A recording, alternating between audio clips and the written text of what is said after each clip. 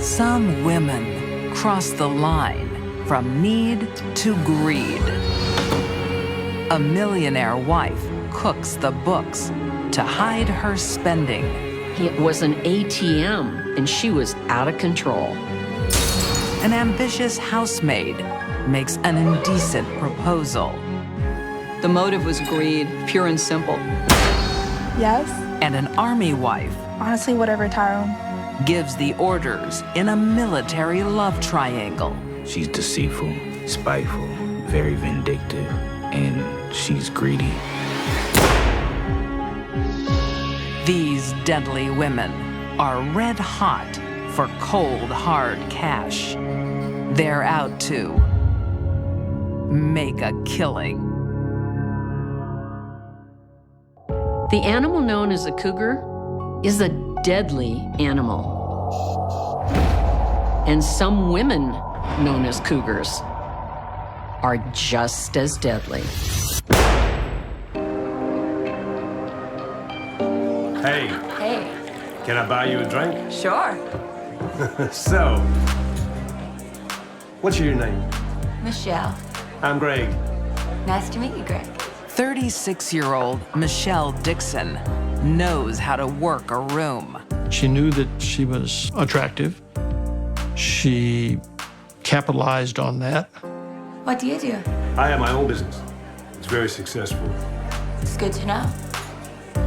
She didn't wait for an opportunity to come in front of her. She would hunt for it, and she would find it. So tell me about yourself, what you do.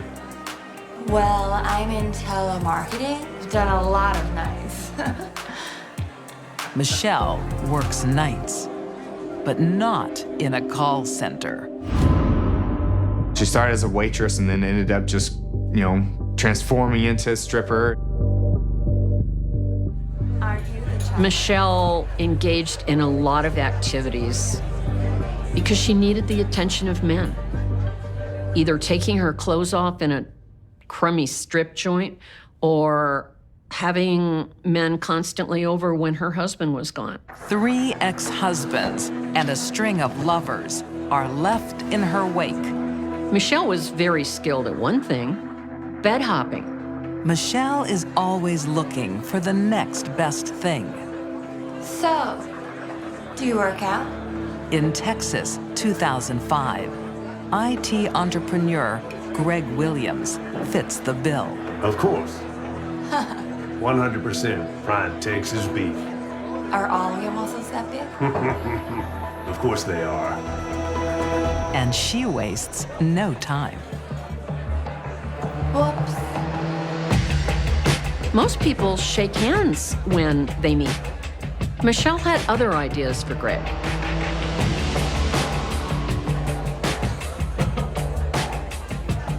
Whoa, man. He and Michelle liked each other so well that she performed oral sex on him.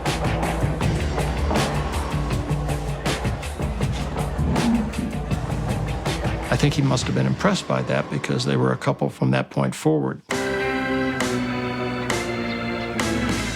2 years later, Michelle and Greg tie the knot. Hey. Empty glass. Look at that, she's such a princess. I'm your little princess. Sure is, my princess. They're living the dream on his $900,000 a year salary. You're beautiful. She stepped her way up the ladder to get to Greg. Like every man was one step up from the last one. And it's just kind of like they were paychecks, right? Just use this job and so I can get to the next one. And when she met Greg, she won the lottery. It's not a conventional household. They like to share their love.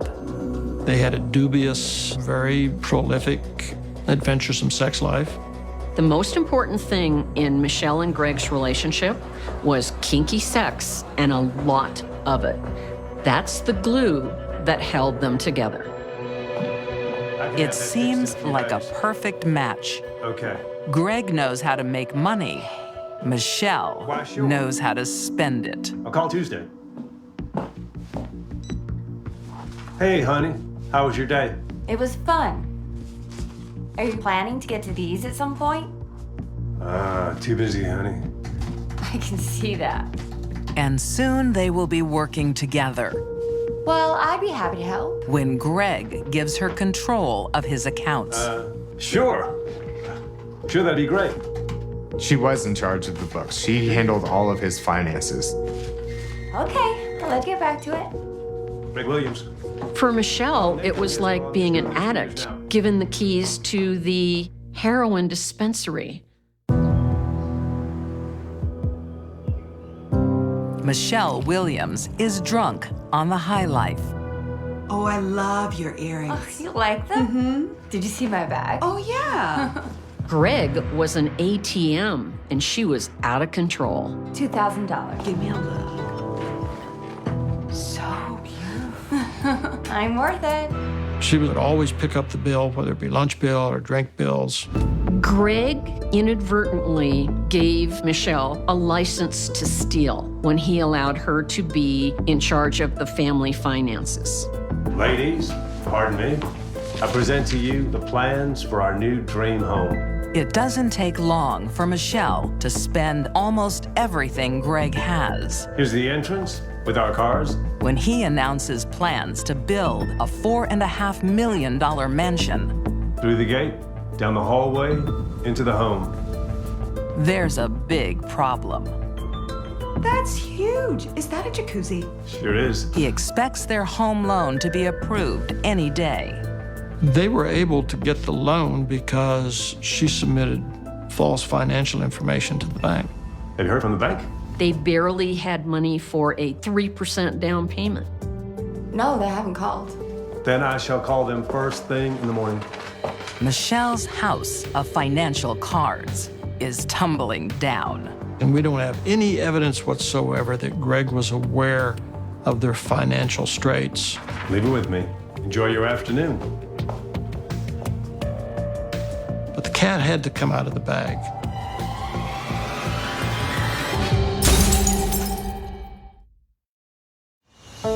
Keller, Texas. On October 13th, 2011, Michelle Williams reports a terrible crime. 911. Hi, I need help. My husband's been shot. I don't know, I heard a gunshot and he's been killed. Her husband, Greg, has been shot dead in his own bed with his own gun. Got a call from my brother, and it said, Greg's been shot, Mom is hurt.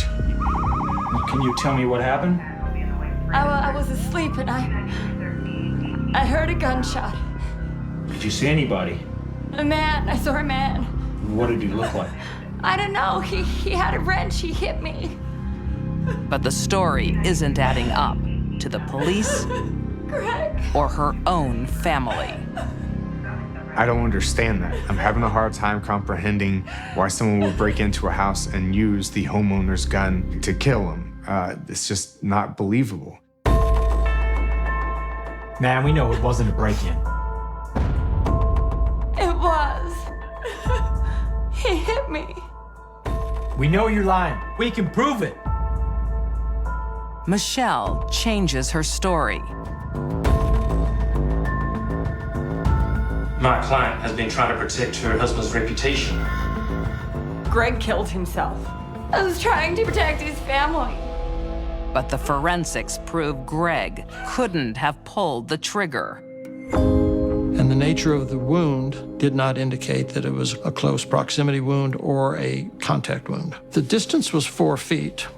Number one, he didn't have a 4-foot arm. Changing one's story in the middle of a homicide investigation is kind of like changing your seat on a roller coaster in motion. It's not going to end well. Their dire financial situation is soon exposed, and investigators believe that Greg was about to discover that his wife has bled him dry. And that is a strong motive to murder. Every night, he would turn the TV up super loud. Scattered snow squall activity tomorrow. And he'd have to take sleeping pills because he just couldn't sleep. North at 19 miles per hour, it's current. As he was dozing, as he was sitting up in bed, Broke out overnight between rival factions along the Israeli-Syrian border. Initial reports claim Israeli jet fighters bombed a guerrilla base, killing at least 49 soldiers and 15 civilians. She walked up to his right side.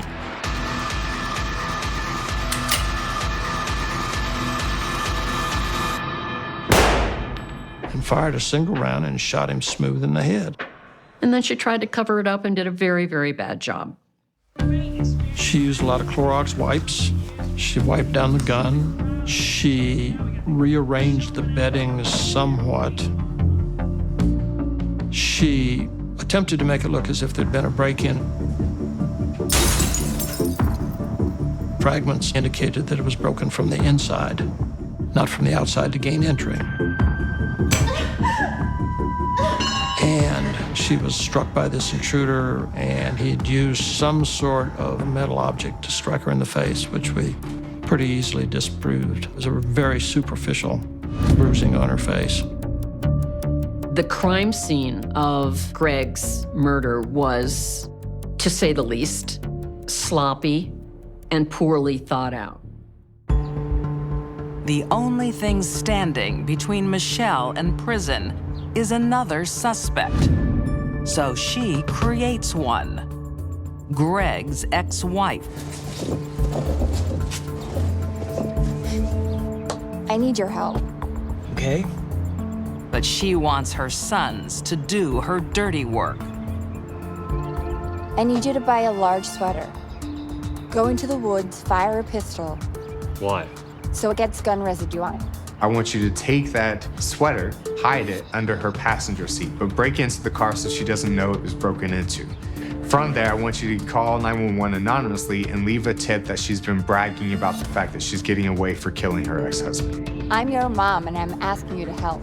Michelle didn't think twice about dragging her own children into this horror.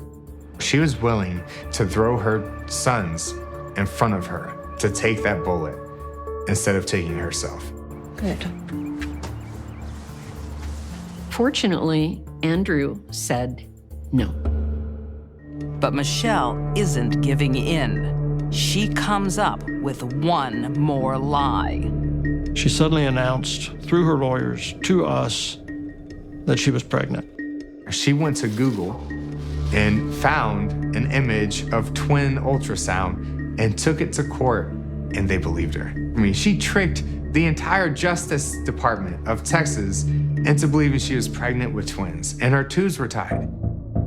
But unfortunately for Michelle, even a false pregnancy won't keep her out of prison.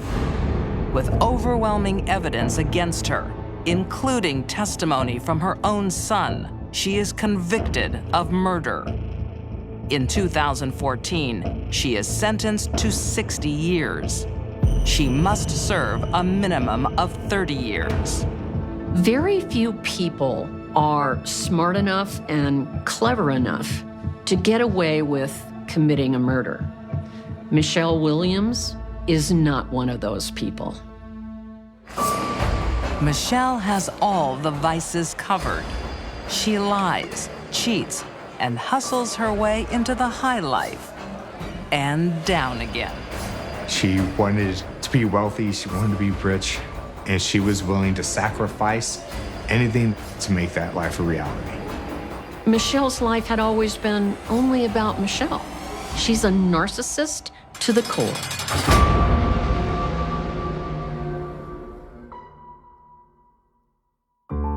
She wanted passion and sex with an attractive man, but she wanted money. Maria. Oh, Patrick. From someone else. And I want to be dirty. It's not business, it's personal.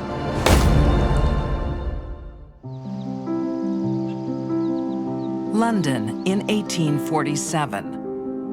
26-year-old lady's maid Maria de Rue likes the finer things in life. It truly is beautiful. Something beautiful for someone beautiful. Maria Manning had been very keen on money.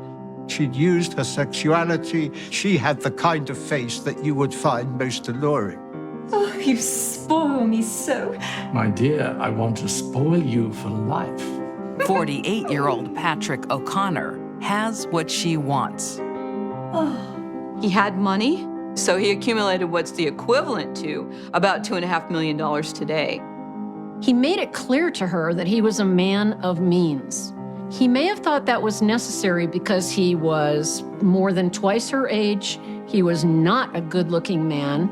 But Maria has a dilemma. She's in love with penniless 28-year-old train conductor Frederick Manning. He was much younger, handsome, but he just simply didn't have the wherewithal, the means that Patrick had. My love, could you excuse me for a moment? Oh, certainly. What are you doing here? What are you doing with that ancient relic? Afraid that he was losing her, Frederick cooked up a plan. Well, more of a lie. I am now the heir to the Manning family fortune. He told Maria that he stood to inherit his mother's estate. Dearest darling, my dear Maria. They're both courting her actively. At some point, she's going to have to make a decision. The money would be forthcoming.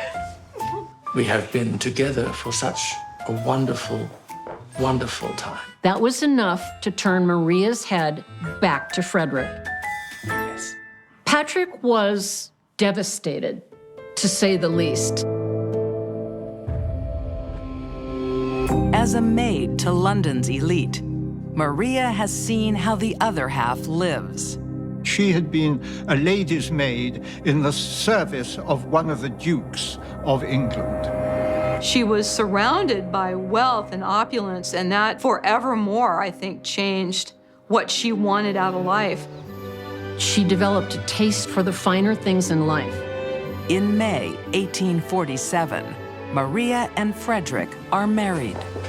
Oh, Frederick, it's perfect. Nothing but top shelf from here on in. But not yet, mon chéri. You must wait for your inheritance. Careful! Frederick can't keep up the pretense of his family fortune any longer. About the inheritance. There is no Manning family fortune, is there? Eventually, Frederick had to come clean to Maria that he had lied. You're going to marry Patrick. I had to do something. And the idea of going back to any kind of poverty situation was simply abhorrent to her. This is not how Maria saw her life going, not at all. Mrs. Frederick Manning? Luckily for Frederick, hope comes in the form of a letter.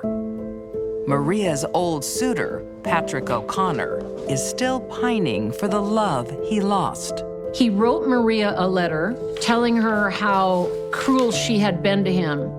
What is it? A lifeline. But with all that said, he hoped that they could still be friends. Maria recognizes an opportunity to turn Patrick's ongoing infatuation into a steady income for her and Frederick.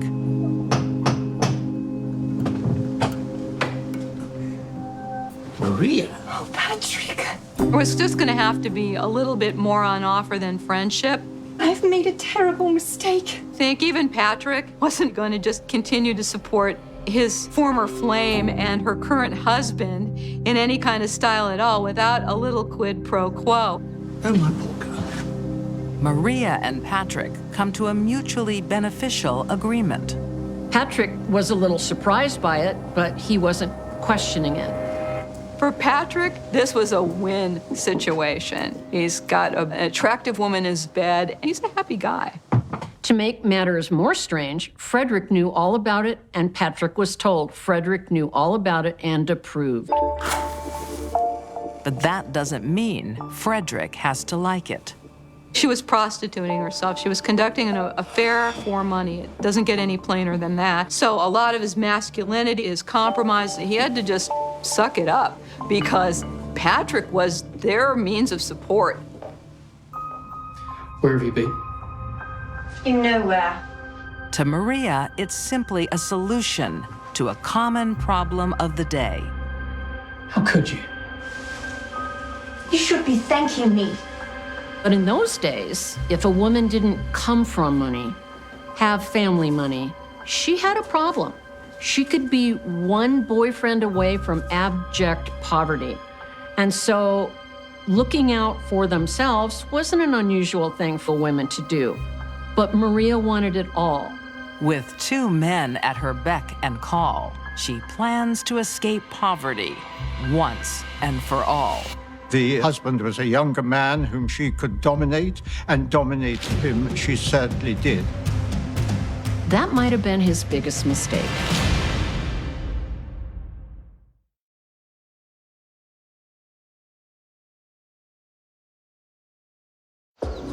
August 9th, 1849. In the kitchen of Maria and Frederick Manning's London home, dinner preparations are underway. But there's no food in sight. Where's Frederick? Upstairs. Marie had other things in mind besides dinner because she didn't even cook anything that evening. Maria entertains her sugar daddy, Patrick O'Connor, even while her husband is home. Oh, this is better than being married. Much more exciting. The risk of discovery is all part of their special arrangement. Go wash up for dinner. And I want to be dirty. Go. In the back of his mind, he's thinking, I could really get lucky tonight. He's pretty eager to get the evening underway. But tonight, getting lucky is not the offer. When Maria was serving dinner, murder was on the menu. Maria has decided Patrick's regular payments aren't enough. She wants everything he's got. When Maria was over at his house, Patrick showed her his lockbox where he kept stocks and bonds and things of that nature. It wasn't the smartest move he ever made. She came up behind him.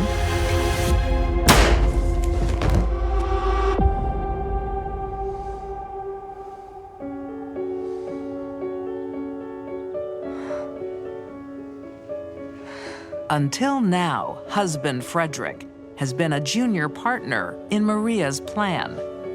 Hope you know what you're doing. I do. It appeared that he wasn't actually dead immediately. Still alive. Frederick has no hesitation in stepping in to finish the job. And so the husband battered his head in.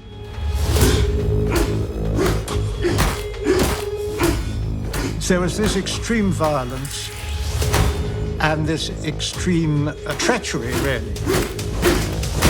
He bashes him 18 times with a crowbar. Never liked him anyway.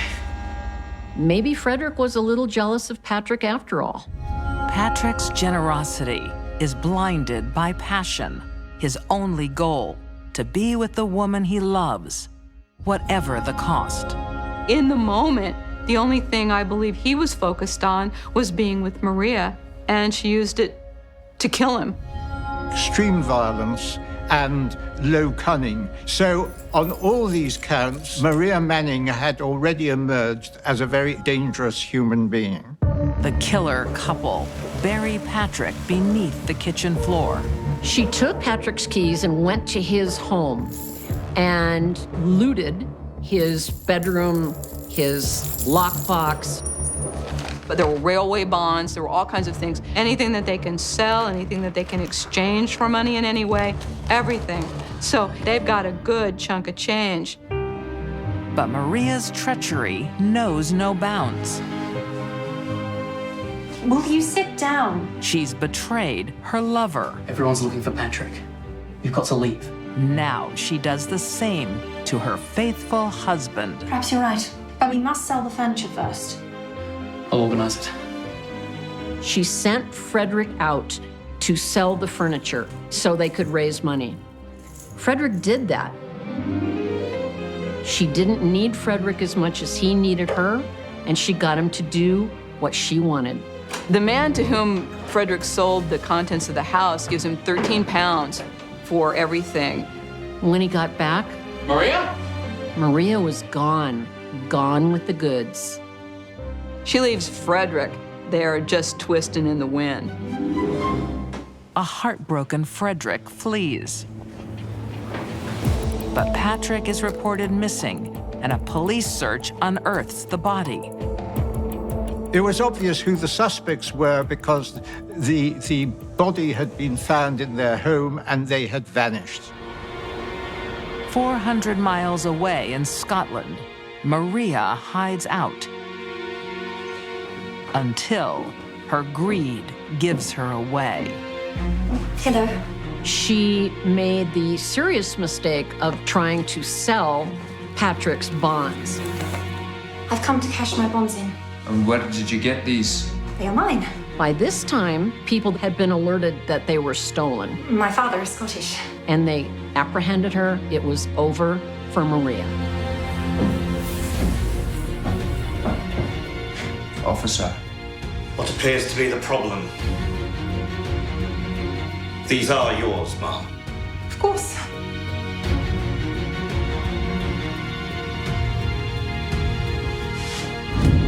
Within 2 weeks, Frederick is discovered staying with friends. Husband and wife are tried together. As you'd expect, Maria pointed the finger at Frederick. He pointed the finger back at her. The police knew they had 2 killers in custody, and now it would be up to a jury. Took the jury about 45 minutes to decide their fate.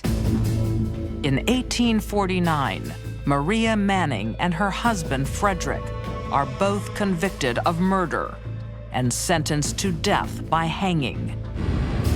Justice came swift in Victorian England because only 2.5 weeks later, Maria and Frederick were hanged in the public square. It was the first time a husband and wife had been hanged together since 1700. I think we shall meet in heaven. I mean, the crowd was so huge. The estimates run 30 to 50,000 people. Imagine that for a hanging. And one of the observers was none other than Charles Dickens.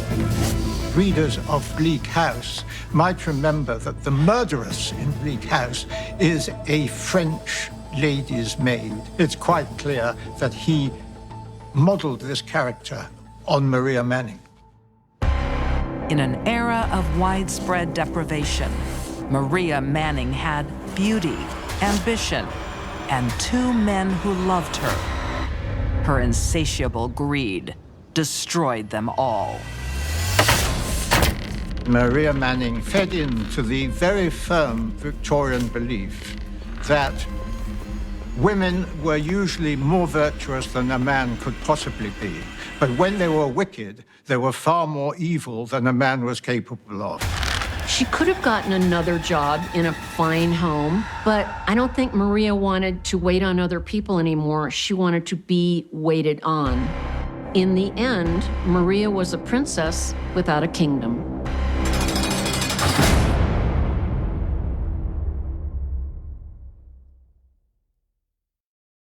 The sort of woman that could do something like that is 100% selfish. Honestly, whatever, Tyrone. 100% shallow. Now, are you coming to bed? That equals 200% psychopath. Fort Carson, Colorado. In 2017, soldier Kamaya Hassel is hoping for a big celebration.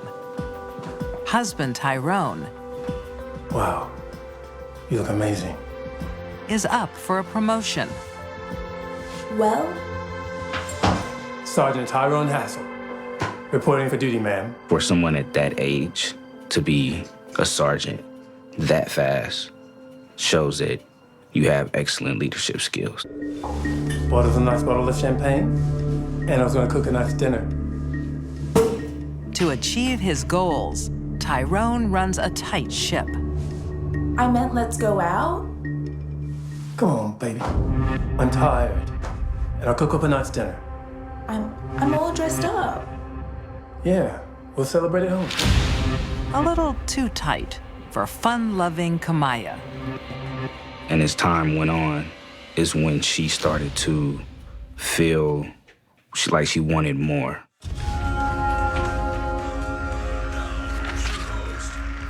She was in the bathroom. Her phone was going off.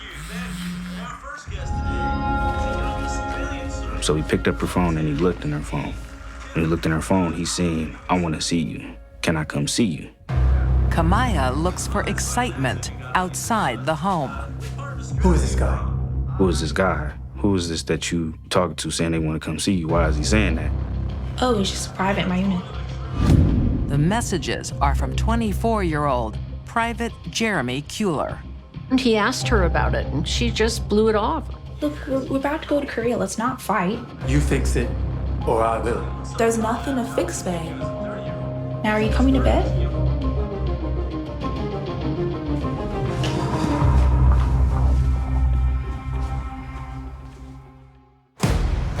In the summer of 2018, Tyrone and Kamaya are deployed to South Korea. Married soldiers can live together, but they don't. It's so hot. Once we got to Korea, I asked him, so where's your wife at? Oh, she stays over in this building. They only seen each other, so often. Kamaya is in the same barracks as Private Jeremy Kuehler. It makes me wonder if she somehow requested that they not live together while stationed in South Korea. Because who was she with? Her lover. Tyrone, is that you? Who else? He would go over there and he would call me back 15 minutes later. Thought we'd go out and grab a bite to eat. Hey, I was sound asleep. This heat's getting to me. You want company? Tomorrow. Sure. I was like, I thought you spent time with your wife. She said she not letting me in the room. And to me, I was kind of odd, like, huh? Tyrone was a much different and, dare I say, better person than Kamaya was.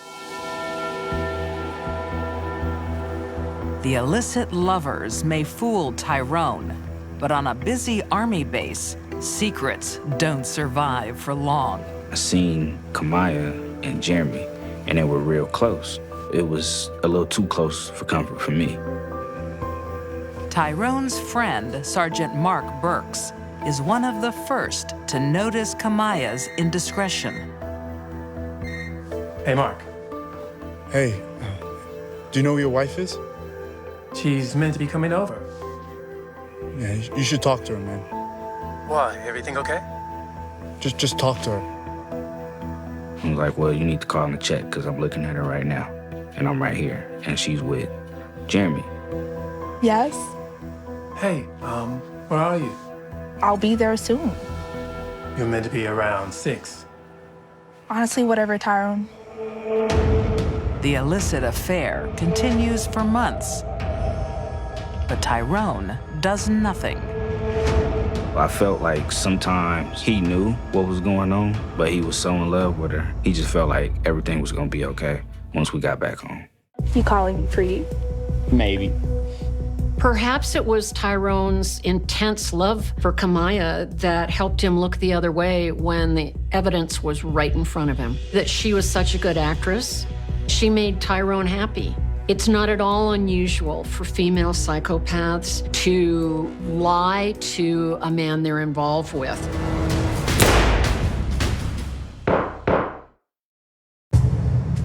After 9 months deployed in South Korea, Sergeant Tyrone Hassel and wife Kamaya are back on U.S. soil. Just grab one of these. Wait until it's done? I can't wait. He spends New Year's Eve 2018 with his family. I was cooking some chicken and meatballs and some sides, a bunch of stuff, just finger food, party food. I'm just gonna call my wife. All right, son. Missing the party is Kamaya. She decides to stay at home with their young son. Hey, baby. You okay? Hey. Yeah, I'm fine. I'm kind of hungry, though. You should see the food. Not a noodle in sight. Ooh, hey, can you bring us a plate? Yeah, sure. See you soon. Bye. Clapped his hands together, rubbed his hands together, and he was like, boy, I'm gonna take her this chicken. I can't wait till this chicken done. Just gonna take some food back to Kamaya. All right, make sure you're back before 12, huh? I was like, just hurry up back. Like, I don't want you out there at midnight. Stop worrying. Just don't finish the food before I get back. I looked at the clock and he had plenty of time to make it there and make it back. Tyrone's adoration was visible to anyone around. Hallelujah, I'm starving. He referred to her as his queen. Anything for my queen? Thank you, baby. And my little man? So what are you playing with there? Yeah. Oh, nice. How are you? She could do no wrong. Is everyone back there? Yeah, the cookout's still going on. Mm-hmm. Promise Dad I'll be back for midnight. Okay, then go. You should come with me. Nah, New Year's isn't my thing. Okay. Love you. See you soon. See you soon. Bye. See you later, little man. But Tyrone doesn't get to see in the new year.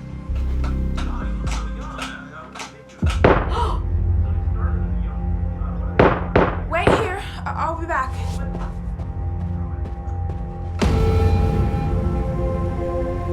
Kamaya is first to reach Tyrone.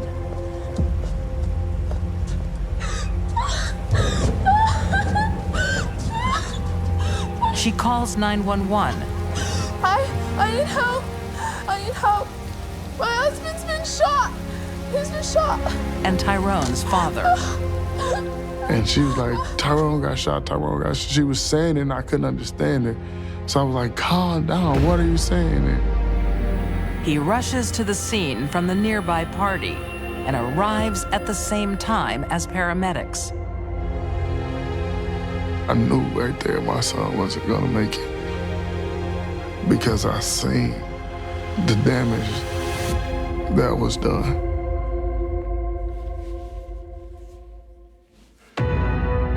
He'd been shot 3 times in the head. Father and widow are united in their grief.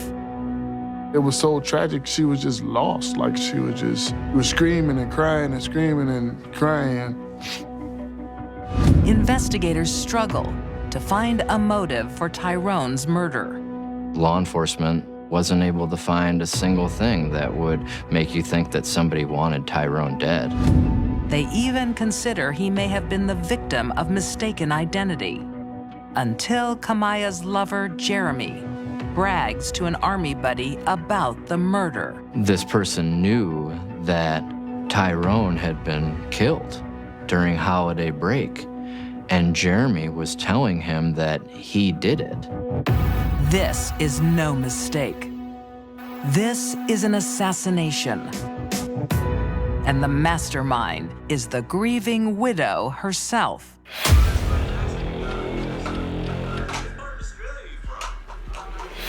Get here now. He's on his way. Kamaya orchestrates the entire murder, gets Tyrone back to the house. Jeremy was away in the shadows, waiting for Tyrone to come out of the house. He's got his head down and his jacket up, and he's running to his truck, which is just steps away.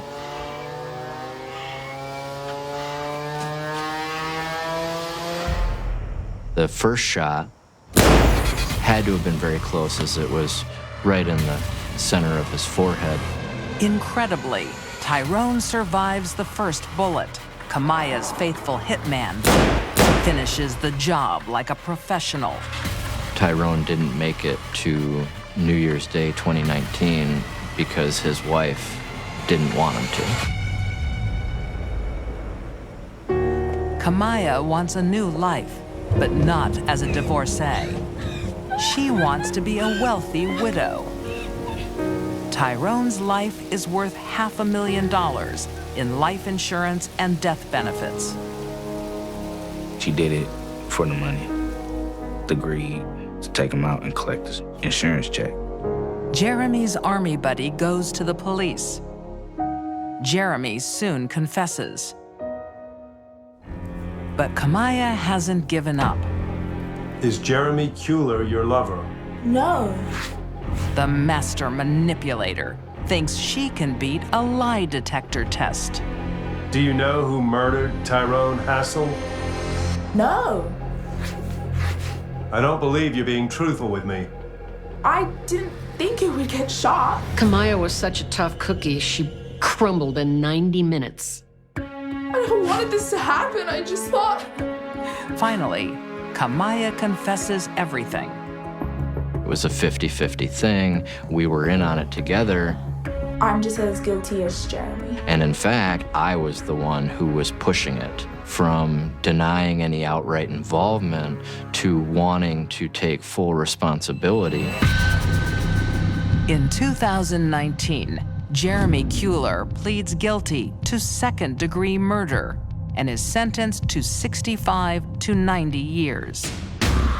Kamaya Hassel is convicted of first-degree murder and conspiracy to commit murder. She is sentenced to life, no chance of parole. She's deceitful. She's spiteful. She's very vindictive. And she's greedy.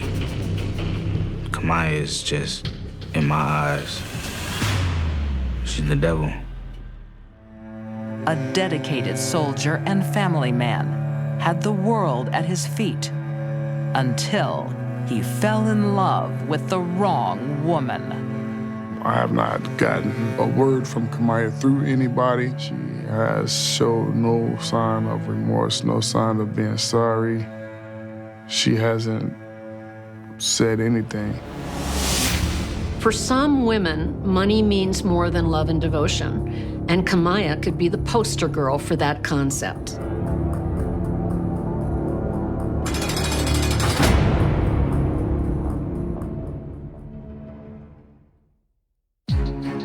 These deadly women put a price on human life. Michelle Williams made her husband pay for her debts. Maria Manning destroyed 3 lives in her lust for luxury. And Kamaya Hassel awarded the perfect husband with fatal betrayal. All 3 women were driven to murder by their insatiable greed, prepared to do whatever it took to make a killing.